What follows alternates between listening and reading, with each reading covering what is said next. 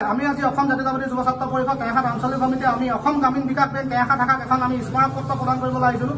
যিহেতু আমাক বিভিন্নজনে অভিযোগ কৰি আছে যে তেওঁলোকৰ ব্যৱহাৰ বহুত বেয়া, আমাক যে লিখিতভাৱে অভিযোগ দিছিলে আমাক কেইবাগৰাকী মহিলা। গতিকে আজি আমি অসম জাতীয়তাবাদী যুৱ ছাত্ৰ পৰিষদ কেৰাহাট আঞ্চলিক সমিতিয়ে আহি আজি আমি আমাৰ যি আছে প্ৰবন্ধক তেওঁক আমি এখন স্মাৰক পত্ৰ প্ৰদান কৰিছোঁ। আৰু গ্ৰাহকসকলে যি তেওঁলোকৰ ন্যূনতম সুবিধা সেই সুবিধাসমূহ পোৱা নাই আৰু তেওঁলোকক বিভিন্ন ককৰ্থনাৰ সন্মুখীন হ'বলগীয়া হৈছে বুলি তেওঁলোকে আমাক অভিযোগ কৰিছে।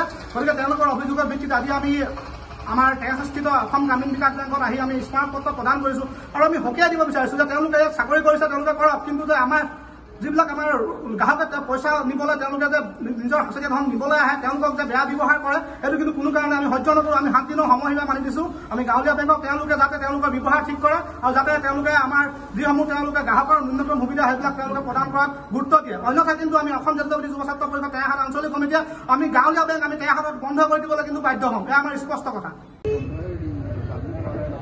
আমি আজি অসম জাতীয়তাবাদী যুৱ ছাত্ৰ পৰিষদ কেৰাহাট আঞ্চলিক সমিতিয়ে আমি অসম গ্ৰামীণ বিকাশ বেংক কেৰাহাট শাখাক এখন আমি স্মাৰক পত্ৰ প্ৰদান কৰিবলৈ আহিছিলোঁ।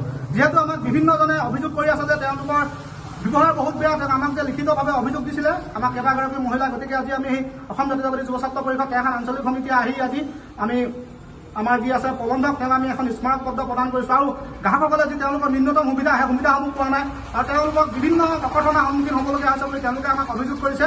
গতিকে তেওঁলোকৰ অভিযোগৰ ভিত্তিত আজি আমি আমাৰ টেক্সস্থিত অসম গ্ৰামীণ বিকাশ বেংকত আহি আমি স্মাৰক পত্ৰ প্ৰদান কৰিছোঁ। আৰু আমি সকীয়াই দিব বিচাৰিছোঁ যে তেওঁলোকে ইয়াত চাকৰি কৰিছে, তেওঁলোকে কৰক, কিন্তু যে আমাৰ যিবিলাক আমাৰ গ্ৰাহকে পইচা নিবলৈ তেওঁলোকে যে নিজৰ সঁচাকৈ ধন নিবলৈ আহে, তেওঁলোকক যে বেয়া ব্যৱহাৰ কৰে, সেইটো কিন্তু কোনো কাৰণে আমি সহ্য নকৰোঁ। আমি 7 দিনৰ সময়সীমা মানি দিছোঁ। আমি গাঁৱলীয়া বেংকক তেওঁলোকে যাতে তেওঁলোকৰ ব্যৱহাৰ ঠিক কৰে আৰু যাতে তেওঁলোকে আমাৰ যিসমূহ তেওঁলোকে গ্ৰাহকৰ ন্যূনতম সুবিধা সেইবিলাক তেওঁলোকে প্ৰদান কৰাত গুৰুত্ব দিয়ে। অন্যথা কিন্তু আমি অসম জাতীয়তাবাদী যুৱ ছাত্ৰ পৰিষদ কেৰাহাট আঞ্চলিক সমিতিয়ে আমি গাঁৱলীয়া বেংক আমি কেৰাহাটত বন্ধ কৰি দিবলৈ কিন্তু বাধ্য হ'ম। এয়া আমাৰ স্পষ্ট কথা।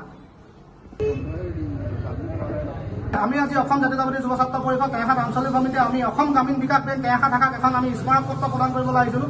যিহেতু আমাক বিভিন্নজনে অভিযোগ কৰি আছে যে তেওঁলোকৰ ব্যৱহাৰ বহুত বেয়া, আমাক যে লিখিতভাৱে অভিযোগ দিছিলে আমাক কেইবাগৰাকী মহিলা। গতিকে আজি আমি অসম জাতীয়তাবাদী যুৱ ছাত্ৰ পৰিষদ কেৰাহাট আঞ্চলিক সমিতিয়ে আহি আজি আমি আমাৰ যি আছে প্ৰবন্ধক তেওঁক আমি এখন স্মাৰক পত্ৰ প্ৰদান কৰিছোঁ। আৰু গ্ৰাহকসকলে যি তেওঁলোকৰ ন্যূনতম সুবিধা সেই সুবিধাসমূহ পোৱা নাই আৰু তেওঁলোকক বিভিন্ন ককৰ্থনাৰ সন্মুখীন হ'বলগীয়া হৈছে বুলি তেওঁলোকে আমাক অভিযোগ কৰিছে।